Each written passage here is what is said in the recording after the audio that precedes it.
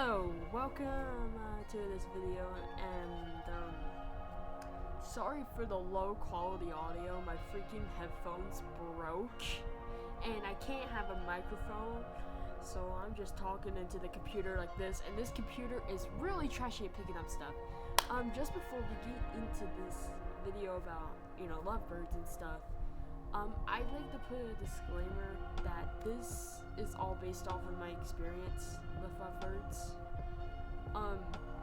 It isn't anything personal. If you have a different experience, that's totally fine, actually. I mean, everyone's experience with birds are different. That's mostly the content.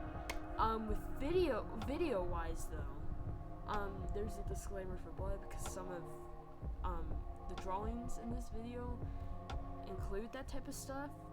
So I recommend playing this in the background if you're really queasy with that stuff, because I do know a few people who are like that. But anyway, let's get right into the video. I guess.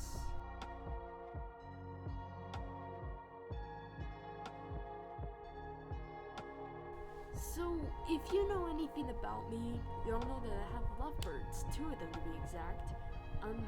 Their names are Annie and Shadow. Annie is a fisher lovebird, and Shadow is a black mask. And if you don't know what those types of birds are, here they are. Annie's the one with the orange head, and Shadow's the one with the black head. They're both very sweet. Shadow used to have a mate named Blue, who I'll get into later, but let's just get straight to the point of the video. Lovebirds deserve a mate because they're called lovebirds. Why I disagree with it. So, with lovebirds, yes, they are a type of species of bird that do love to colonize together.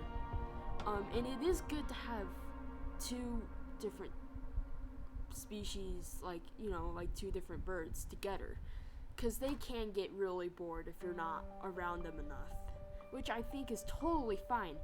It's just they don't specify what should happen. They're like, get a mate for it.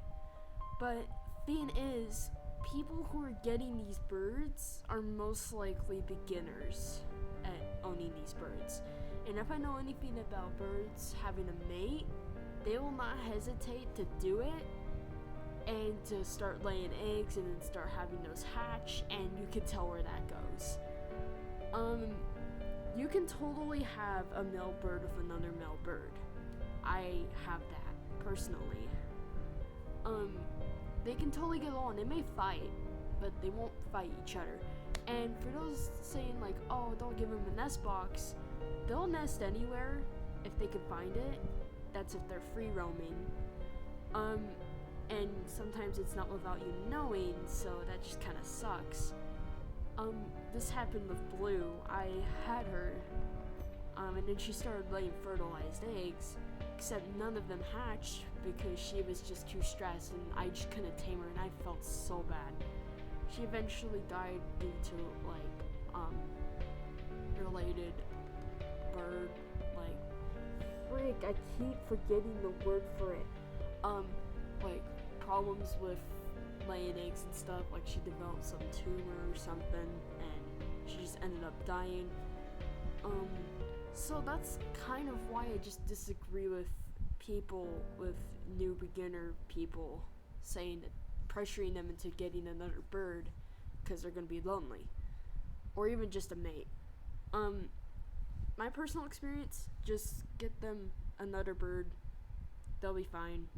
They'll fight, but they won't kill each other. It's fine. But all in all, just do your research before getting lovebirds. Okay, bye.